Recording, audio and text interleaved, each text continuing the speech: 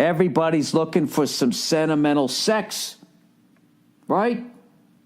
Or some what-if encounters. Sorry, I don't mean to go all Harvey Weinstein here. All of that was consensual, all right? Jesus Christ, there's just one accusation after another. Finally, all these famous people are starting to go like, yeah, I have no idea who that is. Or, yeah, I don't know. I don't remember that. You know, which I was surprised right out of the gate they didn't do. I'm not condoning their behavior. I'm just saying legal advice. Years later, after the jizz has disappeared off of you, threw out the plant that you fucking came on, you'd think that these people would go into denial. Like that fucking Supreme Court judge going, I don't know what you're talking about. I didn't do that. I just went back to my study and I was reading on how to become a better person. They're slowly starting to do that. But anyways, why, Bill? Why on such a glorious holiday month would you bring up such a scandal? There should be like, you know what? You should start doing like you know, you have like a dead pool. You should do like a pool now where you just fucking, you try to bet on who's the next person. I can't even say anything because it's not funny to fucking accuse somebody of that shit. Trying to think of anybody who I would, I ain't gonna fucking do that. All I know is, as far as I know, I think fisting had died down in the 1800s, so you could have that as a last name. But I believe in Roman times, according to like movies like Caligula, that was going on. But now with all the sexual harassment and evidently all these fucking lunatic perverts / rapists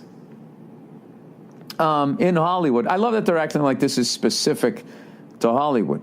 That's something they do all the time. Like if there's like an NFL player that gets busted for domestic violence, they go, what is with these athletes beating women? And it's like, that's not it. This is just a microcosm of it's just a little sample of humanity. I would actually be willing to bet that there's just as many plumbers out there that get accused of domestic violence as football players or whatever. It's just that plumbers don't sell out football stadiums. There's not a giant plumber stadium to see, you know, a first ballot Hall of Fame plumber plumb a sink. So nobody pays attention. So everybody gets to act like, oh, it's going on. It's in Hollywood. It's over here. Like they always notice what people on television are doing, you know? I mean, look at Bill Clinton. I mean, you know, okay, this guy comes on a fucking Fern and he's blowing a load on a dress, which is standard, I guess. That's more pedestrian. Place for your jizz to end up. You know, if you're going to sit there in court, you know, and your lawyer's going to be going, all right, this is going to be a little bit of an embarrassing day for you there, buddy. They're going to bring your jizz in. And, you know, but it's on a dress, so I'm willing to bet that a number of people, you know, that are in the jury at some point have splooged on a dress, you know, at very least one of their own T-shirts. You know, let's not forget about tube socks, but that, you know, that goes without saying, right? But then, you know, if you're on trial and you did it into a plant, you know, that's a little weird. A plant is different than, you know, if you fucked outside, because then you're just outside. But a plant, that's just really specific. Yeah, I thought Hollywood was green. I thought they gave a shit about the environment. Anyways, I don't know what the fuck I'm talking about. So maybe I'll come out like Kevin Spacey. I just got to make sure I can't. There's a very thin fucking line to walk there where the comedy exists. At the end of the day, you know, it's just, Jesus fucking Christ, what is going on? Anyways. I mean, look at this big story out here in Hollywood, the big scandal. Harvey Weinstein, right? First of all, dude, I mean, what a display of power to finish in a potted plant and then have the nerve to call the person the next day saying, hey, you know, I had a great time. I mean, that's out of your fucking mind. And I don't get these fucking people where everything, I'm going to go to rehab. How do you go to rehab to stop you from preventing a woman leaving a room, taking your dick out, and coming on a fern? Do they have rehab? I didn't know that. What are you in here for? Oh, I fucking blocked an exit and jizzed on a plant. Oh, yeah, me too. Well, I guess we're going to be buddies here, huh? And they just in this wing of the rehab where there's no potted plants. They got buddies outside the fucking window trying to sneak fucking plants in for them. That is the most bizarre fucking story. But that's not what I want to talk about here. You know what I mean? Where they're fucking sitting there going, I love when they said all men in Hollywood kept silent. It's like everybody did. And they were acting like Harvey Weinstein couldn't ruin the career of a guy. That guy up until 4 days ago could take your career, wad it up right in front of you, and throw it in the gutter, and you were done. You were fucking done. You're talking about a guy who allegedly could block a woman from leaving a room and then coming on a plant. And then fucking does the follow-up call like they went to dinner and a movie and they had a lovely time. That's the level of power this guy had. Human beings should not have that level of power, by the way, because man or woman, they do not handle it well. But anyways, let's get back to as far as being able to see both sides of the fence. Our sports fans are just like, that's obviously holding. And then if the holding call doesn't go against you, it's like, oh, no, fucking great call, great non-call. Fox News. They were going off on fucking Harvey Weinstein and all Hollywood and how underhanded and blah, blah, blah, blah, blah. But when Trump was grabbing the pussies, they got nothing, right? And then fucking CNN's the same fucking way. Trump grabs the fucking pussies. They're all fucking over it. Harvey Weinstein does what he does. This isn't a time to fucking politicize this thing. They're both so fucking full of shit. And they're going to judge all of Hollywood on Harvey Weinstein, right? The same way the liberals judge all Republicans on Donald Trump. I don't know how anybody watches either one of those channels. However, I will say this, because I don't watch Fox News that often. I don't really watch CNN. But I will say, at least CNN, it looks professional. I'm not saying it is. Well, it is, but I'm not saying it's obviously not ridiculously biased. They both are. But what is Fox News looks like? It looks like fucking WSBK TV 38 back in the day when they go in between periods and that little bullshit set. I don't know what about Fox News. It's like they got to put more money into it. Everybody looks sweaty, I don't understand it. But anyways, Jesus fucking Christ. So now they're going back into everybody's life. They're going back into somebody, you did this back in 2000. Here's my thing. All these guys are now going to have to apologize for all the shit they did evidently back into the fucking 90s or whatever. My question is when is it going to even out?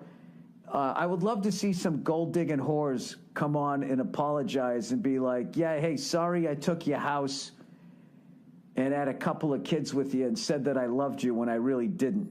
I should have done that and then prevented you from seeing those kids that you had with me that half look like me, and you now know that I never really loved you.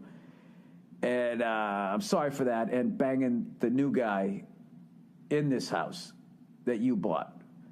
And now I'm also not going to, have my new boyfriend ever move in or marry me, because then my payments from you or the alimony will stop. I want to apologize for that. My behavior was completely unacceptable. Just to balance it out.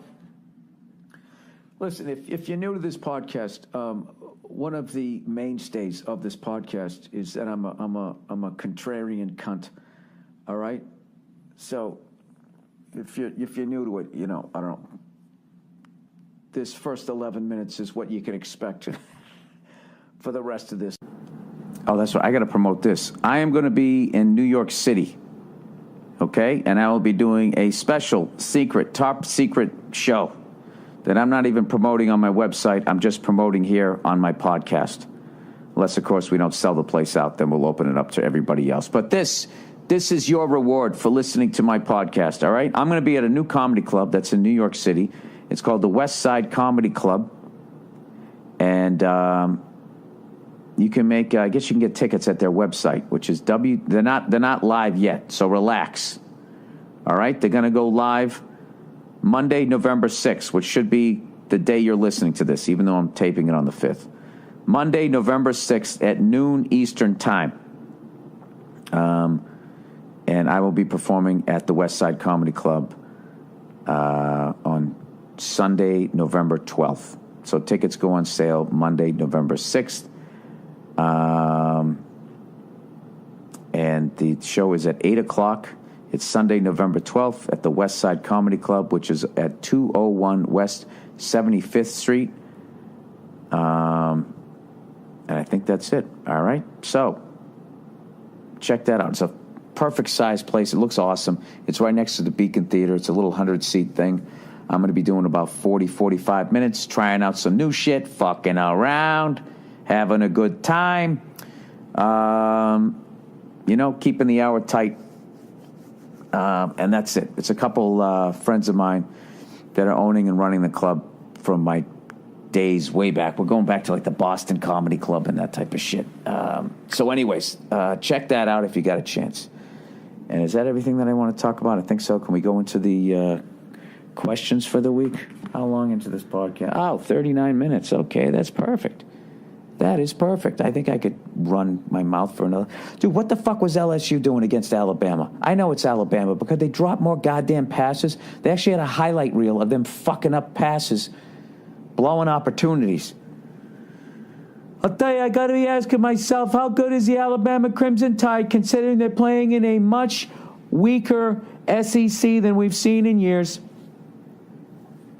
Who knows? But I'll tell you why they're great. Because even though that they were winning easily against LSU for most of the game, Nick Saban was still getting pissed, screaming and yelling. He knows. He sees enough drop passes. He's like, well, if they caught that and they caught that, this game could be this. You don't get credit because they dropped it. You get credit if you knock it down. Then he feels like we're playing good defense. That is why. That guy's the shit. But it will be interesting to see. Because a few weeks ago, it looked like Penn State was world beaters. Now they've lost 2 in a row. Ohio State looked like they were coming on. Then they got the living shit. There was alive shit in them, and it was kicked out of them. They got to feel a lot lighter after this past weekend.